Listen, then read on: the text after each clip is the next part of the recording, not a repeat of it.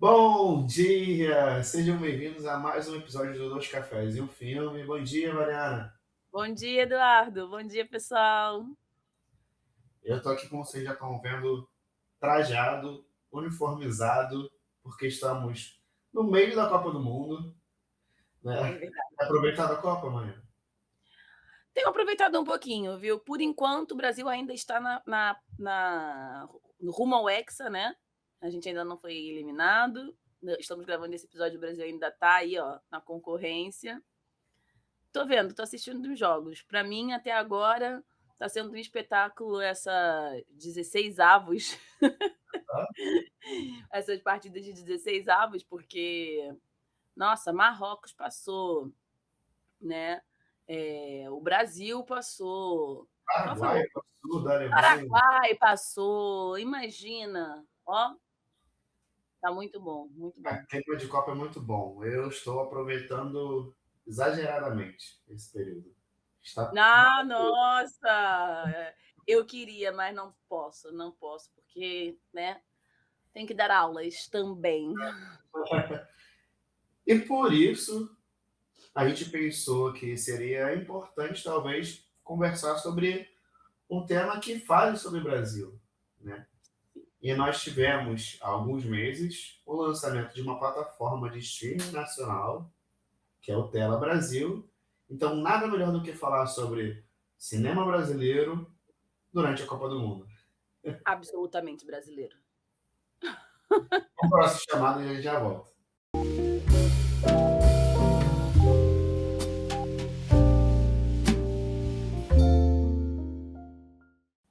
Bom, como a gente falou, a gente vai conversar sobre o Tela Brasil, né? Que é essa plataforma de streaming lançada pelo governo federal. Isso foi há uns 2 meses, agora já está Acho muito que por aí, revelado. mais ou menos. É. O lançamento oficial foi durante o Rio 2C, um evento que corre aqui no Rio de Janeiro, né, anualmente, do setor audiovisual, com a presença do presidente Lula, a primeira-dama Janja, tivemos a nossa ministra da Cultura, Margareth Menezes, porque agora a gente tem de volta, né, não agora, mas há alguns anos, o Ministério da Cultura de volta, né? Sim, que foi, né, retirado aí depois de algum tempo. Esse foi um pesadelo que a gente teve, mas a gente passou por alguns anos aí sem Ministério da Cultura, pela secretaria. E a partir desse trabalho feito pelo governo, tivemos a lançamento dessa plataforma. E eu acho que é legal a gente conversar sobre ela, falar sobre o catálogo dela e também entender um pouco a importância de ter uma plataforma como essa, né? Mas antes de falar sobre especificamente Tela Brasil, eu queria aproveitar que eu estou trajado aqui de Brasil 70, 1970, estamos em Copa do Mundo, fazer uma rápida indicação já. Não sei se conseguiu tempo de assistir, Marina, mas foi a série do Brasil 70, na Netflix. Ah, não consegui assistir, ainda não tive tempo. Então, é uma rápida passada, mas é uma produção nacional, uma produção da Netflix. Né? Tem o Rodrigo Santoro fazendo o João Saldanha, temos o Bruno Mazzeo fazendo o Zagallo, né? E atores que, ex-futebolistas, uma mistura assim que fazem os atletas da época, né? E a série, assim, eu achei a série muito boa, muito bem escrita. Eu acho que eles se jogaram assim um pouco em cada episódio, eles vão num tema. Por exemplo, na Copa de 70 a gente enfrenta o Uruguai na semifinal. E 20 anos antes a gente teve o episódio do Maracanazo. Então nesse episódio eles brincam porque tem a história do fantasma do Maracanazo e tudo mais. Então o episódio vai para um lado também meio místico, assim, com algumas referências assim meio também de terror. Então é uma série muito boa. Cara, o Rodrigo Santoro que está fazendo nessa série é assim, assustador. Fabuloso. Cara, muito bom.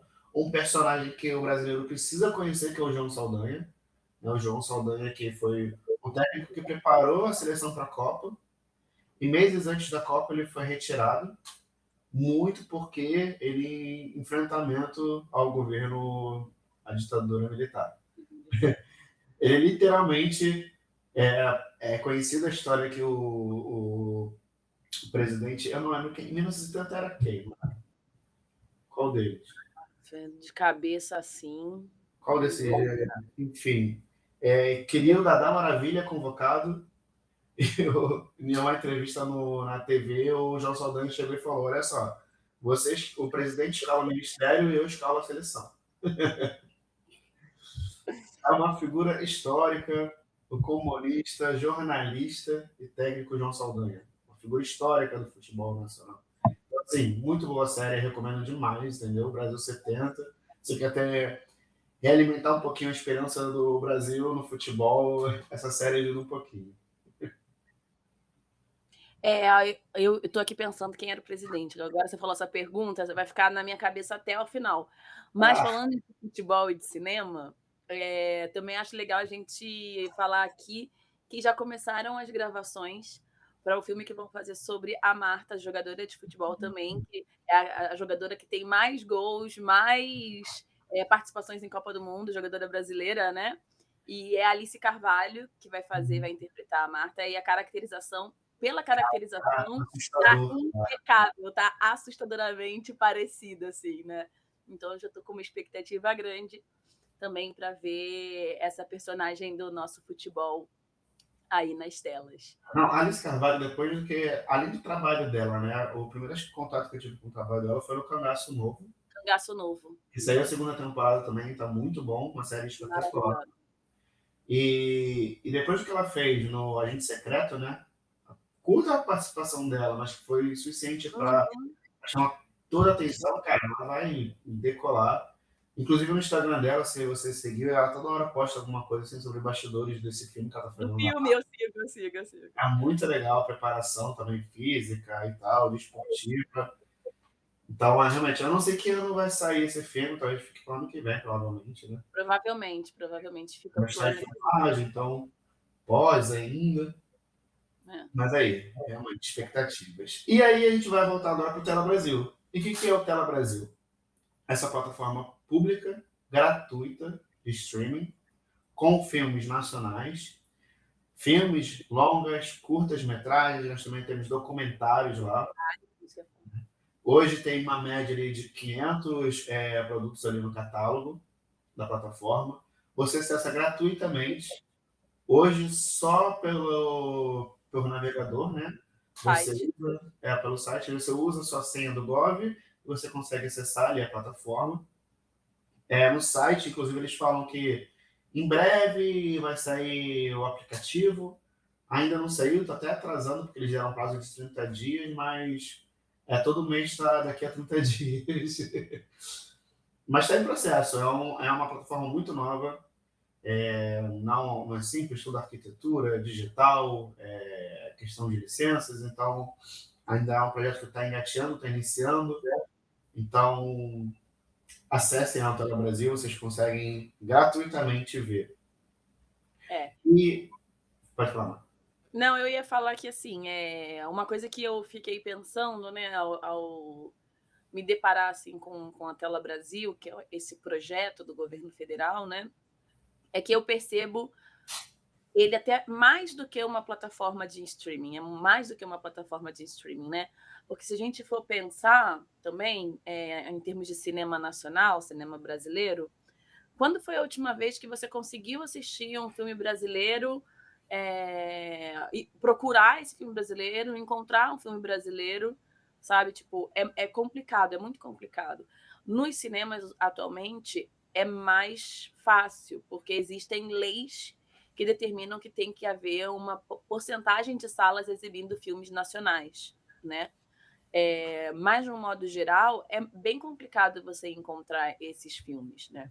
Então, eu percebo também a Tela Brasil, para além de uma plataforma de streaming, né, que oferece ali catálogos de filme, mas também ela aparece como uma curadoria de produtos culturais, né, de patrimônio. A gente está falando de cultura brasileira, então a gente também está falando de patrimônio. Ela apresenta não só um catálogo, ela faz ali um acervo, né?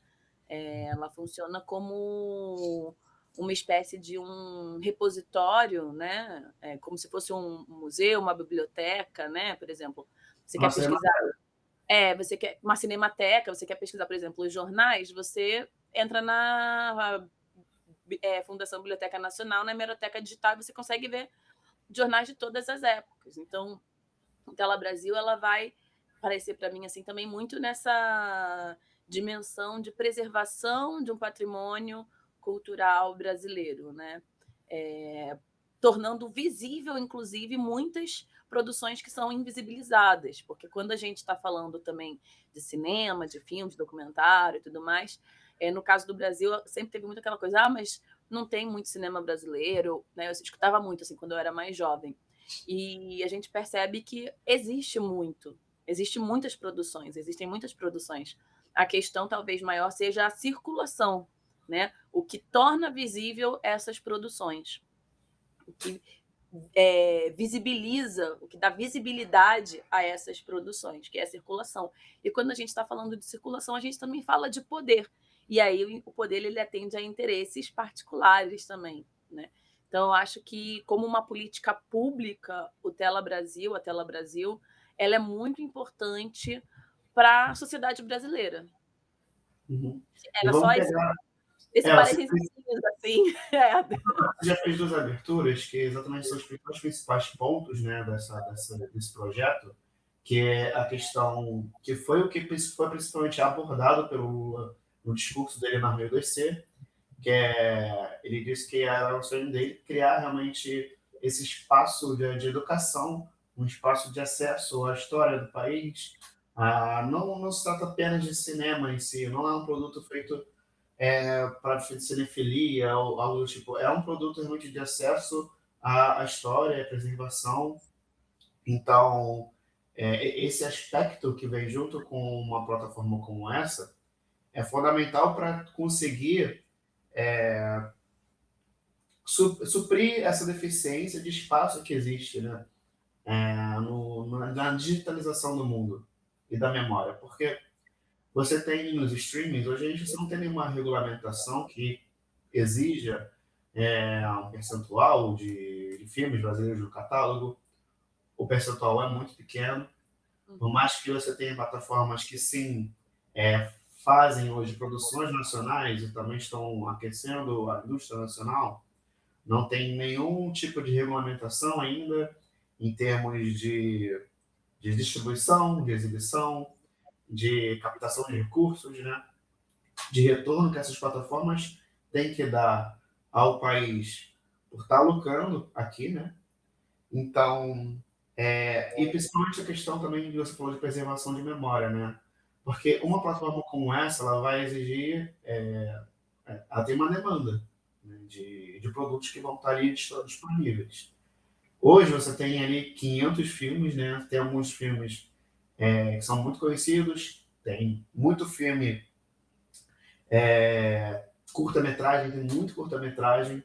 Eles fizeram uma curadoria, né, um processo de seleção, e finalmente já firmaram um acordo com a NBC, que é a empresa de comunicação, que tem o catálogo ali da TV Brasil, então eles vão incorporar o que tem de catálogo na TV Brasil. Então, assim, é um projeto que está encaminhando, mas que impulsiona outros processos a partir dele, né?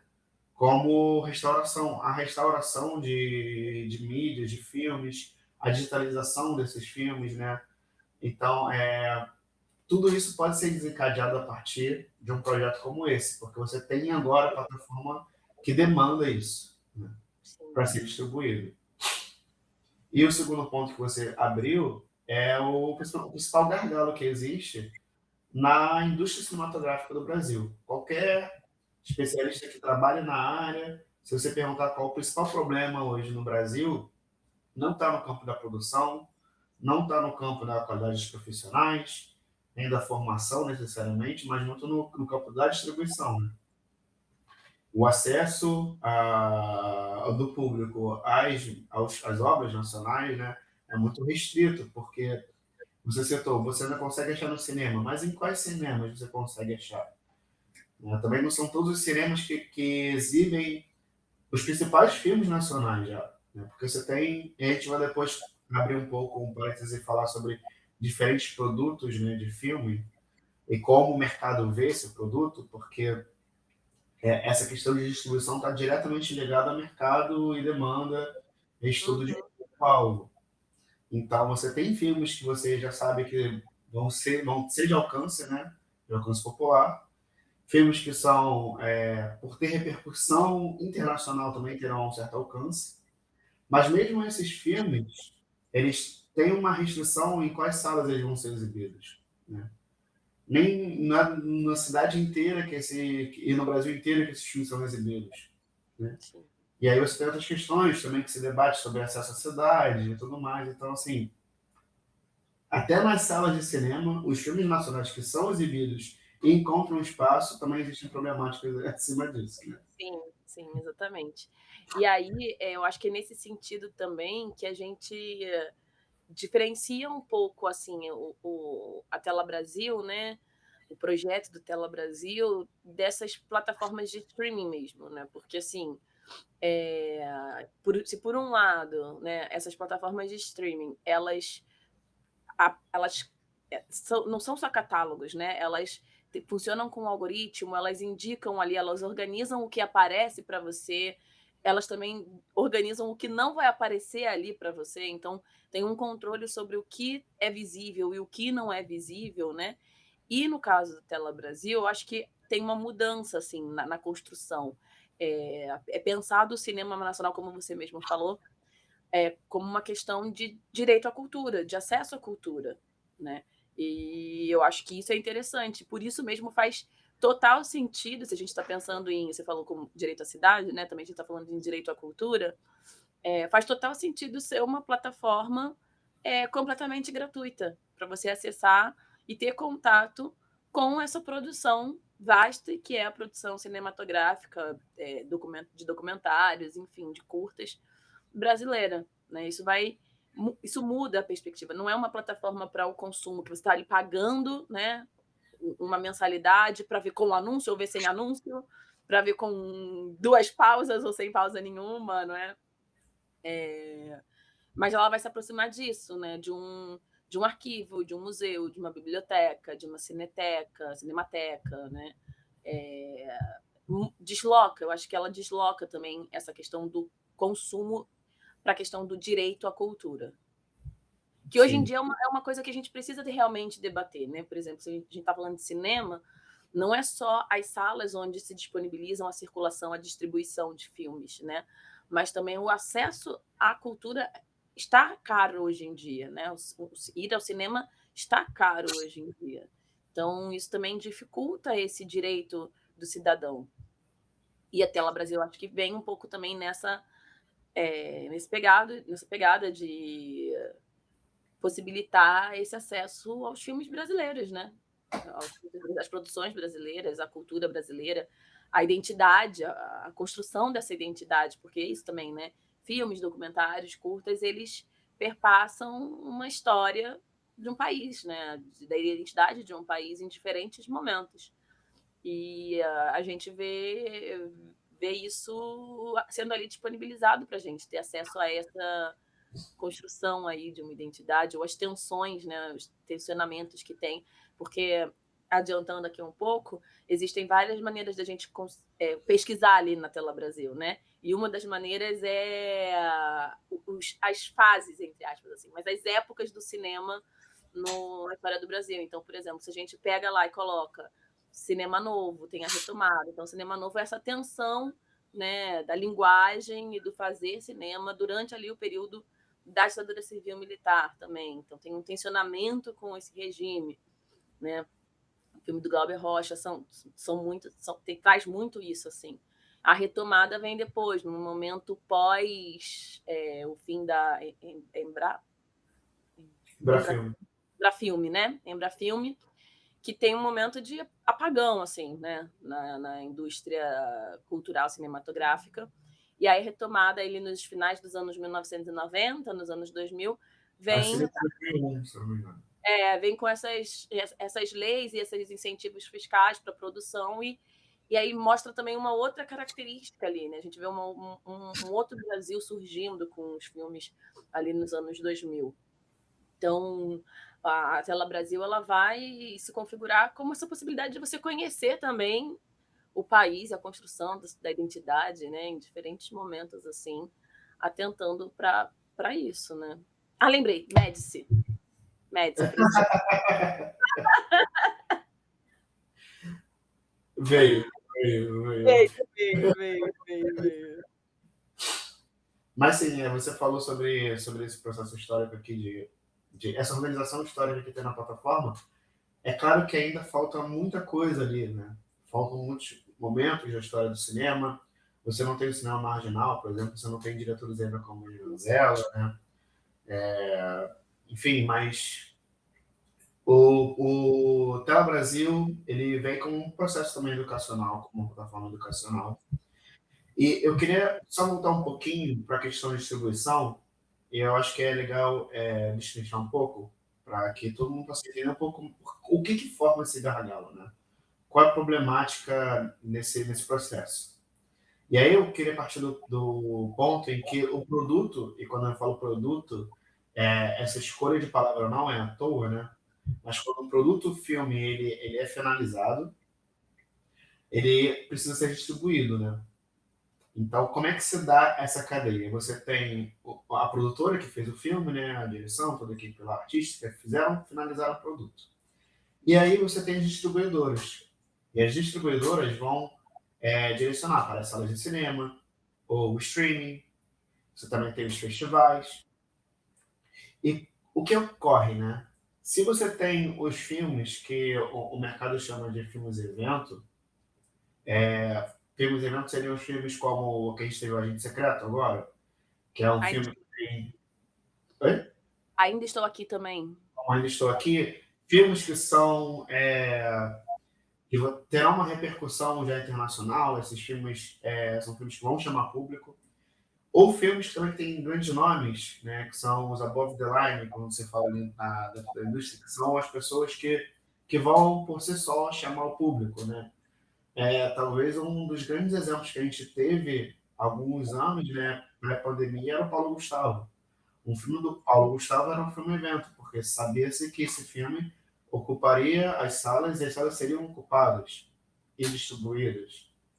Então, quando você tem esses dois, esse nível aqui de cinema, as distribuidoras elas já fazem todo um estudo de público-alvo, um estudo, né, de alcance, entender em qual janela o filme tem que ser lançado, porque o filme foi produzido, finalizado agora em fevereiro desse ano, mas eles veem que, cara, a janela para ser lançado é só nas férias de julho. É um filme família, público-alvo. Então, eles vão direcionar para esse período. E isso é uma prática do mercado. Isso não é feito só no Brasil. Até os filmes de grande produção internacional, de grandes orçamentos, também é feito esse tipo de estudo, né? Porque, por isso que eu falei, é um produto, porque ele é visto dentro de uma lógica, né, capitalista de alcance de mercado, das salas que vão querer exibir, consumo, é visto dessa forma, né? E quando você tem filmes que já são produzidos com dificuldade, com pouco orçamento, que a gente tem políticas públicas, mas ainda a gente não tem uma indústria, né, robusta, uma indústria tão grande, assim, apesar de ser uma indústria que já consegue produzir na casa de bilhão e tá, se eu não me engano, eu não lembro quanto por cento do PIB, mas cada vez cresce mais a indústria cinematográfica, esses filmes eles não vão ter o espaço de exibição. Isso, a distribuidora, ela sabe que ela não tem um público-alvo, não vai ter esse nível de ocupação de salas de cinema. E o que Tem retorno também, né? Oi? Não tem um retorno financeiro do Não tem investimento. retorno financeiro. Então, assim, qual vai ser o destino desses filmes, né? Dessas produções independentes, de curtas-metragens. E aí você tem uma série de mecanismos que existem no Brasil que podem direcionar para outros lugares. Um desses mecanismos, né, é o Fundo Setorial do Audiovisual, que ele faz o fomento de distribuição. Você tem os festivais. Os festivais são um mecanismo fundamental dentro desse meio, porque o festival ele é um espaço e os grandes festivais sempre acompanham um mercado junto deles. Né? Então, você tem seu filme, você está inscrito no festival, o seu filme já vai ser visto, já vai ter algum nível de exibição, de alcance. E, junto aos grandes festivais, esses mercados, eles são quase que um feirão mesmo de filmes, sabe, para as distribuidoras. Rola isso em Cannes, rola isso em qualquer festival grande. Festival do Rio que vai acontecer. Festival do Rio, em outubro, se eu não me engano. Uhum. E é um espaço para que os produtores possam encontrar, né, distribuidores, ou até realmente quem está produzindo ainda, encontra parceria de produção para a finalização dos seus projetos. Então, os festivais também ocupam esse papel. O festival de cinema não é só algo, como posso pensar aqui, ali do meio da cinefilia, uma festinha da galera. Tudo já foi finalizado. Não, ainda está em processo no festival. Sim, é um espaço fundamental para poder suprir essa falta, essa ponte feita entre produtor e distribuidor. E o Fundo Setorial do Audiovisual, né, com seus diversos editais, você vai ter os editais, geralmente, das prefeituras, né, do Estado, com a Lei Aldir Blanc, que também consegue prover recursos tanto para a produção, quanto para a finalização, quanto para a distribuição e formação de festivais. Então, esse é o campo ali que a gente vai preparando para poder manter a produção ativa. A cada ano a gente tem produzido mais filmes, né? O que é um mercado aquecido, isso é excelente. E é tudo feito dentro dessa lógica, né? Então, só que o problema é que, principalmente nesse período em que você acaba com a Embrafilme, como você falou, é um período que também acompanha, como a gente pode dizer, talvez o boom máximo de exportação de cultura do cinema estadunidense. Né? Uhum. E a forma que eles estão, porque é no final dos anos 80 que você tem os filmes, evento que retomam todas as salas de cinema, esse fenômeno que a gente vive hoje, que a gente viveu recentemente, na verdade, com a marvelização do cinema, que tomam todas Acontece na década de 80. É ali no final dos anos 70 que esse fenômeno já acontece dentro dos Estados Unidos. Tubarão é um exemplo disso. Depois vem Guerra nas Estrelas. E, junto com o final ali, com o fim da Embrafilme, esse buraco que vem nos anos 80 e a tomada, né, cultural estadunidense, de soft power, é que a gente também começa a ter esse problema. Então, como a gente vai sendo formado culturalmente em assistir esses filmes, seja na TV aberta, seja nas salas de cinema que estão sendo exibidos. Hoje é muito mais difícil o público lidar com o cinema nacional, entender o cinema nacional como cinema e não apenas um nicho específico. Ah, esse é um filme brasileiro. Uhum. A gente faz essa separação entre cinema. Se você fala de cinema, as pessoas vão associar ao produto estadunidense. E pensam como o cinema nacional como um cinema de nicho. Então, eu acho que a gente pode pensar um pouco, só fazer um parênteses antes, sobre o que você falou da distribuição, a questão da distribuição, né? Que é importante, e o festival são momentos em que os produtores, diretores buscam isso. Lembrando que no outro podcast que a gente falou sobre o filme do Fanon, o diretor, na sessão, ele falou justamente isso, que o filme já estava pronto e ele demorou 8 anos para conseguir colocar ele em salas de cinema. Ou seja, ele demorou 8 anos até conseguir essa distribuição e essa circulação do filme. Então, realmente, pode levar bastante tempo e não tá ligado à produção do filme, né? E esse caso, por exemplo, foi lançado no ano centenário do Fanon. Do Fanon, Estudo de mercado, demanda, sabia se ia ter homenagens, eventos sobre, então, agora seu filme é interessante. É um produto. Exatamente. Exatamente. E aí, essa questão que você estava comentando agora, falando, né, do brasileiro e como lida com o cinema, tem também muito a ideia, tipo, de que o brasileiro não gosta do cinema brasileiro. Né? Tem isso, assim, não busca, vê como um nicho, não vê como cinema, igual você falou. Né? Que é uma ideia persistente mesmo. Mas eu não acredito que o problema, a questão seja a ausência de interesse. Eu acho que A questão é a ausência da continuidade, da continuidade nesse sentido da produção, da distribuição e da circulação do cinema nacional, né, das produções nacionais, que é isso que você justamente colocou. Como tem na história do cinema nacional essas janelas de exibição, distribuição, em alguns momentos, e outros espaços vazios, com a tomada, por exemplo, do cinema estadunidense, né? É uma circulação muito instável. E essa ausência da continuidade do cinema, ela cria esses vazios que são preenchidos pelo cinema estadunidense, como você colocou ali na década de 80, né, com esses filmes que são um grande boom e levam todo mundo ao cinema. Então, não existe, assim, no Brasil, pelo menos até. Não existe, né? Porque a gente teve agora outra janela também de interrupção da cultura, há pouco tempo. Eu ia falar a partir dos anos 2000 até a partir do início dos anos 2000, mas a gente teve agora essa interrupção nos últimos governos, né?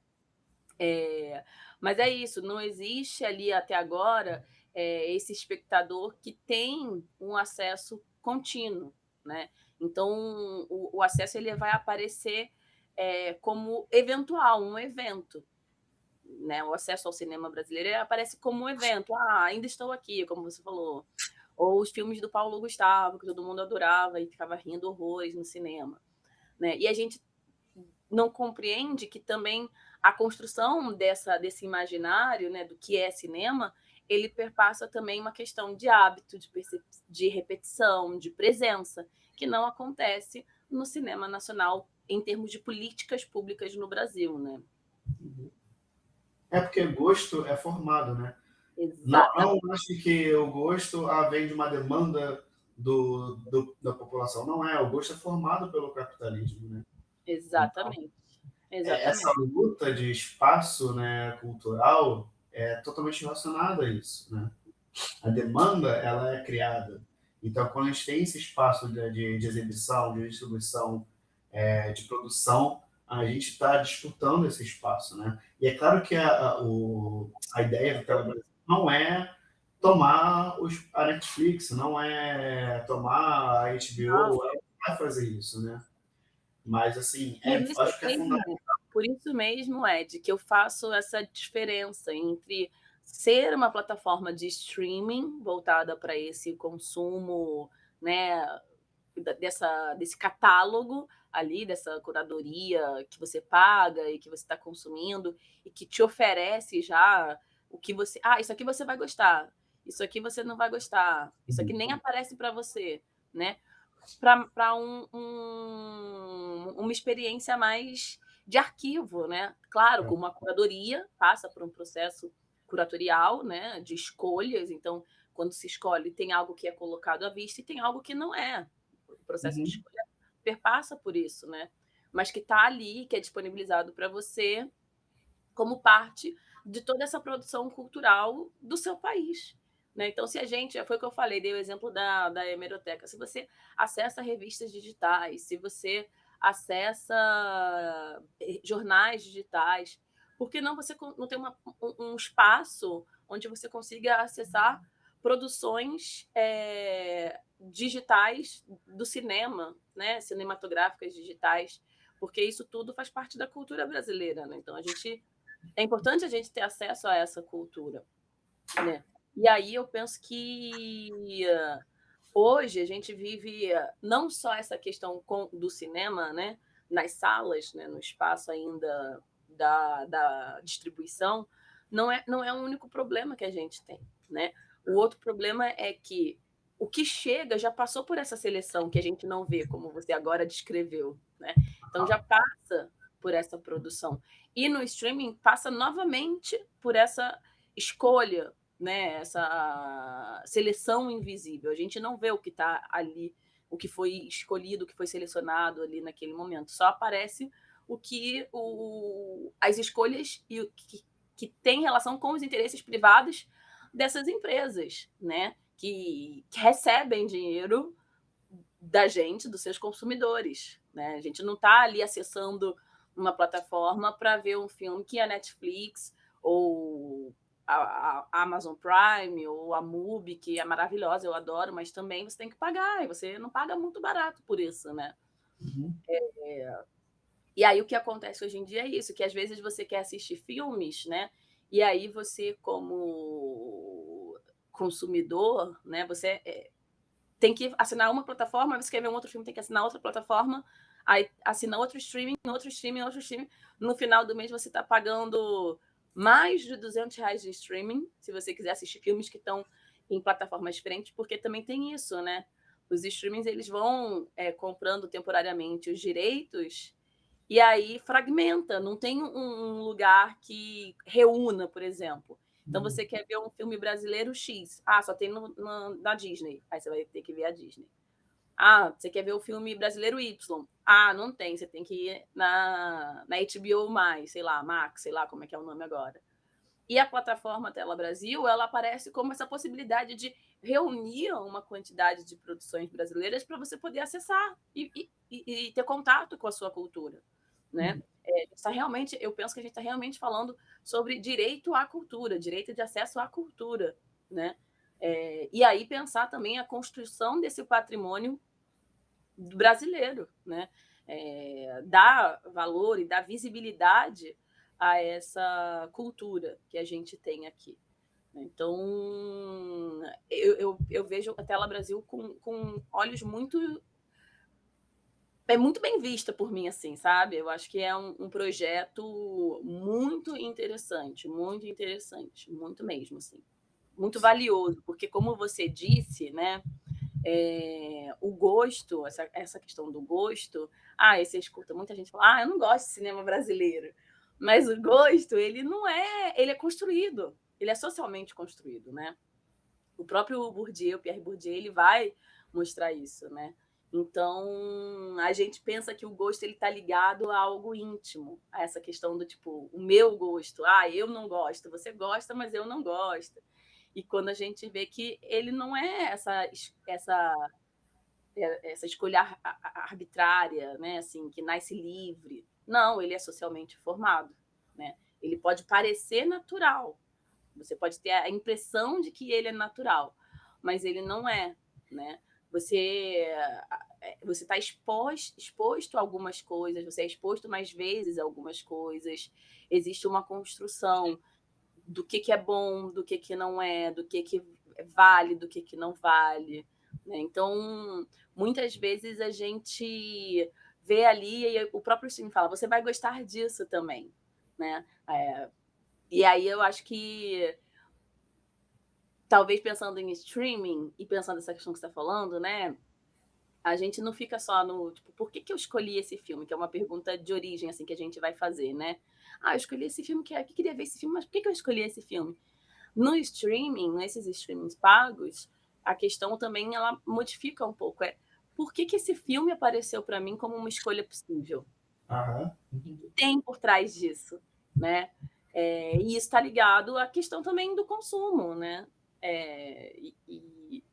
E na América Latina é um consumo híbrido, desigual, atravessados por essas assimetrias, né?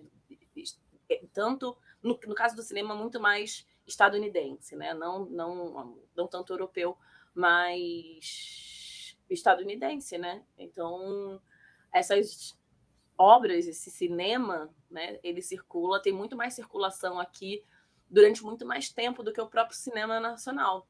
Isso eu acho que faz com que construa essa questão do gosto sobre o cinema nacional e essa ideia que você fala de percepção do cinema nacional como um nicho, né? Tem o cinema cult, tem o cinema não sei o quê, e tem o cinema nacional, sendo que dentro do cinema nacional existe uma variedade de tipos de filme, né? De gêneros de filme, enfim. Essa construção não é um acaso, essa construção do gosto aí e do que aparece, do que circula e do que não circula. Ela não é por acaso, né? Ela é a estrutura, ela é estrutural, ela é estruturante, ela estrutura a sociedade, baseada em interesses, que a gente já sabe quais são. E eu acho que é por isso que, por mais que o Tela Brasil ele não vá disputar, ele não vai ocupar um papel de streaming tradicional, como você está falando, Mas é importante ter no seu catálogo esses filmes também em eventos. Eu acho que foi muito certeiro da curadoria deles. Tem quase a filmografia ali do Glauber Rocha, né? Tem A Hora da Estrela também, tem grandes filmes, tem a produção de Olga, tem Carandiru, tem grandes filmes, reconhecidos filmes, né? Que é para atrair, de fato, o público. Pô, lá no Tela Brasil tem esse, vou lá assistir. E aí você vai encontrando outras coisas, né? E uma coisa que eu achei... Eu vi, desculpa te interromper, é que foi aniversário do Wagner Moura, acho que há pouco tempo, e o Gov, Tela Brasil, fizeram uma publicidade, aproveitaram para fazer uma publicidade, né, da plataforma, colocando alguns filmes que tem na plataforma. Então, tipo, Saneamento Básico, Ó Pai Ó, sabe? São vários filmes trazendo, por exemplo, é isso que você falou lá no início, né? De um ator que chama muito, né? O Wagner Moura, que está, inclusive, chamando todo mundo aí com o Agente Secreto. Vários filmes, outros filmes que ele fez, que estão ali no acervo da plataforma, né? Sim. E a lógica é essa, realmente tem que atrair o público, né? E Mas, ao aí... mesmo tempo, eu acho que, só de novo, só interromper, porque a gente falou de filmes que são muito conhecidos, tipo Cinegrafia, né, do Glauber Rocha, A Hora da Estrela, né, que é um filme lindíssimo, maravilhoso. Mas também, como você falou, tem documentários, tem curtas, tem coisas que não são conhecidas, tem filmes maravilhosos que estão ali, tipo Marte 1, não sei se você chegou a ver. Marte 1 é um filme incrível, nossa, assim, de uma beleza, um filme de Minas, sabe? Uma produção independente ali, que vale super a pena, super a pena. As Então, dos filmes de plástico, eles são incríveis. Toda a produção deles. Eu não achei, eu nem cheguei a esbarrar no catálogo lá do Tela Brasil, não. Mas e é uma produção recente, né? Então. é, E é isso. E uma coisa que eu achei muito legal também dessa plataforma é que, se você entra num filme, além da ficha técnica ali que tem, existem informações extras sobre a vida dos filmes em premiações, né? Isso eu achei muito legal, muito interessante. é isso, não é nenhuma plataforma, né? Ela é um arquivo vivo. É um A Tela arquivo. Brasil é um arquivo vivo. Sem dúvida. E veio para ocupar esse papel. Eu também, eu fiquei muito feliz quando eu soube assim, que ia ter esse projeto e ia sair do papel, né? Mais um acerto, né? Digamos assim. Sim, sim, porque é isso, no limite, né, é uma questão que a gente pode se colocar. Mas a gente está falando sobre Brasil e sobre cinema, a gente está falando também sobre a construção desse país e quem organiza ali o que se vê ou não, né? Então, quem organiza o que um país vê, né? O que esse país vê, o que o Brasil vê. E aí a Tela Brasil vem para mostrar isso, né? Que o problema ele não é tecnológico, apesar da gente estar falando sobre uma tecnologia, né, que é a plataforma ali digital, então é uma questão tecnológica, mas o problema, como a gente veio falando aqui ao longo do episódio de hoje, não foi só um problema tecnológico, o problema era um problema histórico, né, era um problema estrutural, histórico, né? Que a gente veio falando sobre várias questões que mostra isso. E hoje a gente está vendo aí que existe a possibilidade de organizar o que o país vê, né? Durante muito tempo ficou restrito a espaços privados, a empresas privadas, a instituições privadas, né? Então, salas de cinema, então são os detentores, os grandes nomes do cinema, as empresas Cinemark, Kinoplex, enfim, todas essas, Estação, que foi NET, hoje é Claro, enfim, cada hora é uma empresa que está coordenando e dirigindo e tendo seus interesses ali. Televisão, né? Os canais de televisão, então Globo, SBT, Record, decide o que passa, né? E aí são esses espaços privados que vão definir e vão organizar o que esse país vê durante muito tempo. E agora surge essa tentativa de mostrar do Estado, né? Porque também durante muito tempo o Estado, obviamente, ele está participando desses processos, né? Mas hoje a gente vê o Estado também tentando organizar um pouco uma curadoria de memória do audiovisual, né? muito mais, não como esse proprietário de imagens, né, mas como a condição da circulação dessa produção, né? Então não é muito sobre é, o que se vê ou o que não se vê, é mais como a construção, eu percebo, né, como a construção desse espaço de memória do audiovisual brasileiro. Então, talvez a gente possa se questionar sobre a questão do direito, né? Como eu falei já no início, a questão sobre o direito do acesso à cultura, como que a gente vem lidando com isso nas últimas décadas e nos últimos anos, e o que a Tela Brasil pode apresentar como uma mudança nesse cenário, né? E pensar também um pouco sobre o que acontece com o país quando as suas imagens deixam de circular, né? Quando a sua produção deixa de circular, porque foi isso que a gente estava falando em termos históricos, né? Que há momentos em que há uma interrupção, espaços de lacuna nessa circulação das produções nacionais. Porque é o que você falou, o cinema brasileiro ele nunca deixou de existir, sempre houve produção. O que aconteceu foi a interrupção na distribuição, né? É a circulação que tem momentos de esvaziamento, mas ele sempre continuou sendo produzido, né? E aí essa presença ausente, que a gente pode colocar assim, ela vai dar espaço para outras coisas entrarem, né? Como você falou mesmo das produções estadunidenses.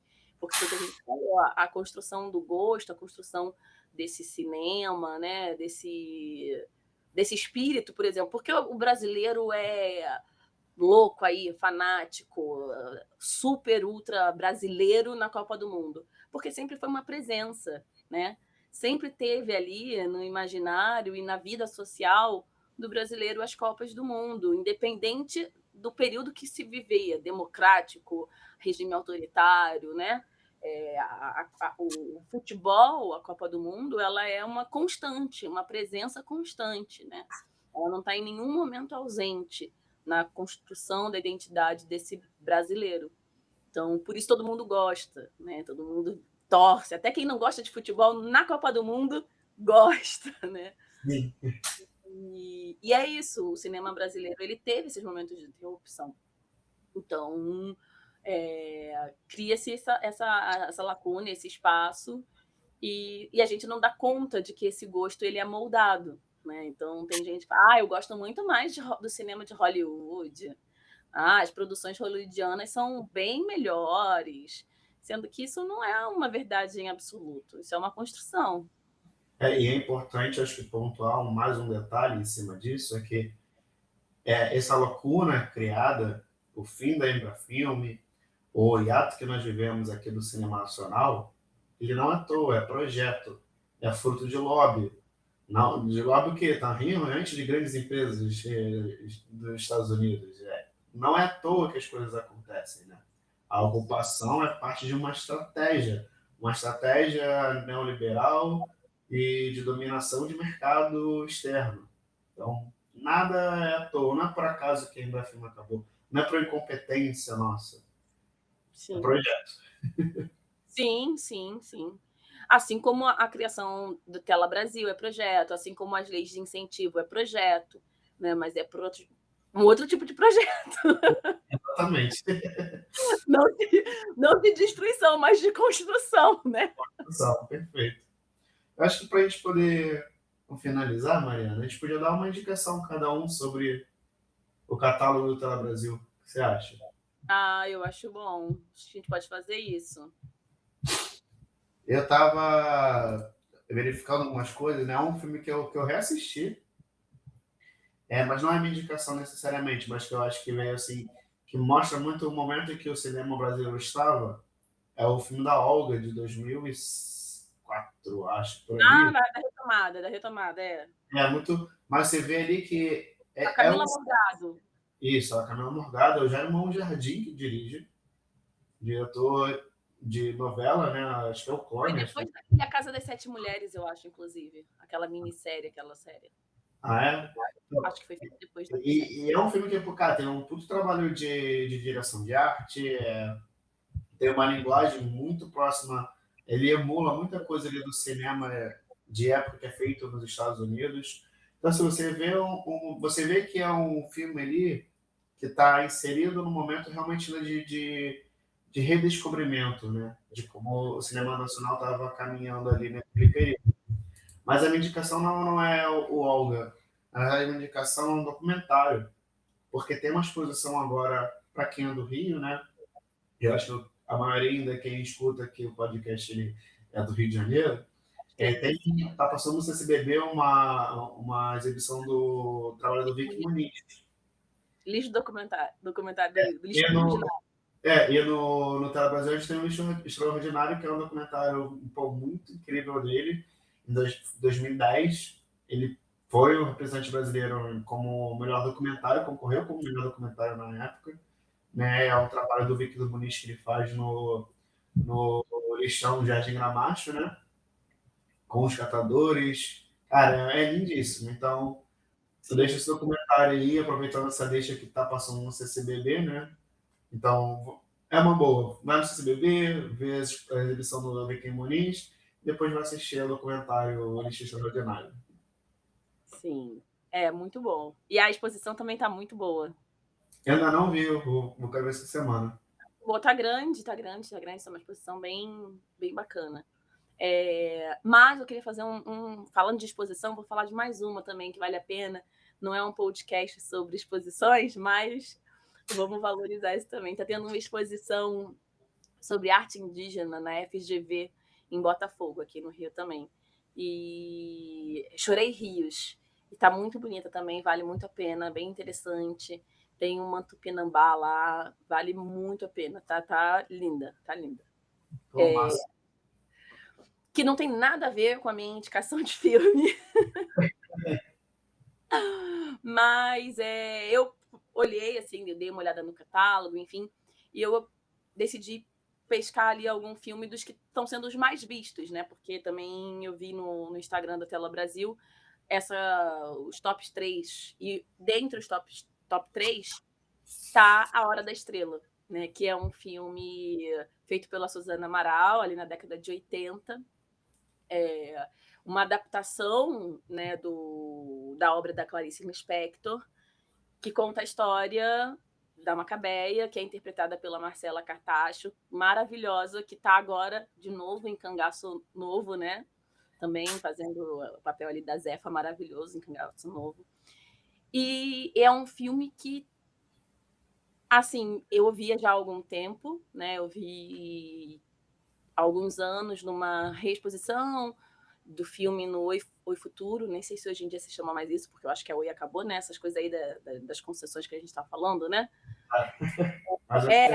Terrível, terrível, terrível. E eu fiquei muito tocada pelo filme quando eu vi, né? Eu já tinha lido A Hora da Estrela, mas eu achei a interpretação, assim, da Marcela Cartacho fenomenal, fenomenal, assim, de uma sensibilidade que dá... Que traz isso, que o filme sustenta esse invisível de uma pessoa, de uma personagem, que é ela, mas não transforma numa coisa fácil de ser vista, sabe? Então é um filme com muitas nuances, que tem muitos silêncios, e esses silêncios dizem muitas coisas, assim. Então tem uma questão da linguagem que eu acho muito interessante nesse filme, assim.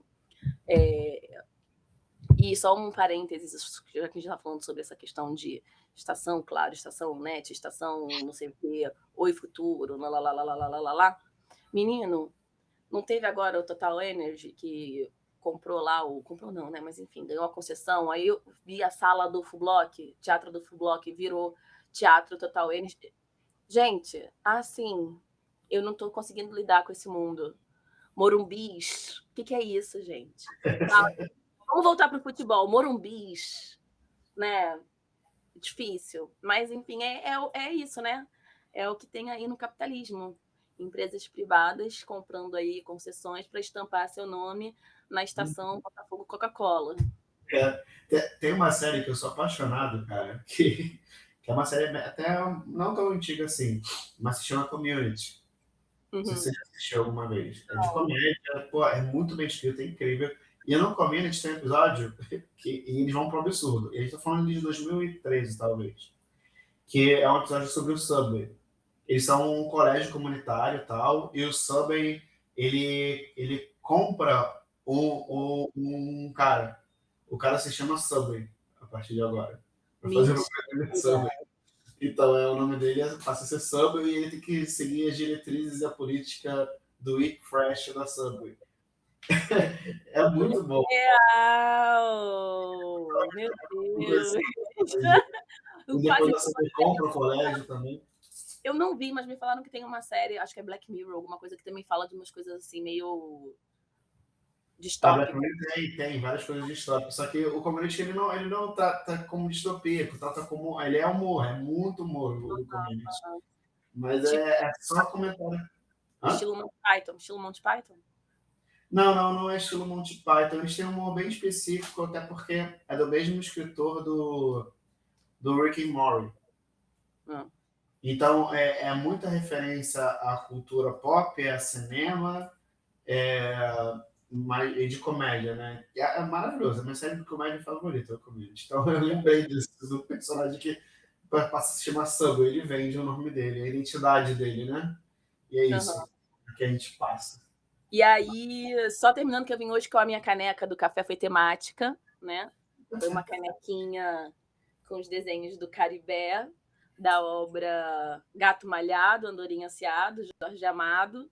E aí também, só para dizer que tem filmes também que foram adaptações do Jorge Amado na Tela Brasil já, né? Tem Quincas Berro d'Água e Capitães da Areia, que já estão disponíveis na Tela Brasil. E é o que você falou, a Tela Brasil ela está ainda em construção, né? É uma plataforma de acervo digital do audiovisual brasileiro que ainda está em construção.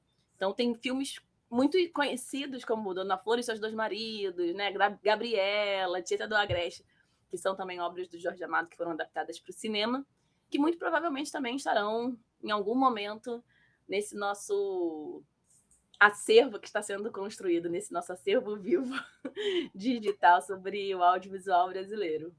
Isso aí.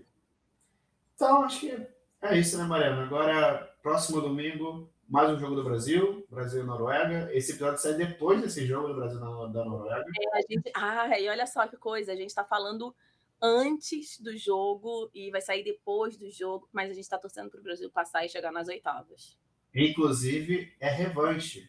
Revanche por quê? Porque no Oscar, o filme que ganhou de melhor, o último Oscar foi norueguês. Foi Valor Sentimental! Vamos ver aqui a vingança por agente secreto, entendeu? No futebol. Pitomeira! Do que nunca ganhou da Noruega. Acho que é a única que o Brasil nunca ganhou. Não sei. Então, assim, loucura. Domingo, 5 horas da tarde. É isso. Vamos ver o que vai acontecer. Mas aqui já torcendo pelo Brasil por essa revanche de agente secreto contra Valor Sentimental. Então é isso, Mariana. Muito obrigado pela conversa. A todos vocês que assistiram até aqui. Sempre é muito bom estar aqui. Isso aí. Muito obrigado. Então, até a próxima. Até, beijo. Tchau, Ed. Tchau, pessoal. Até o próximo episódio.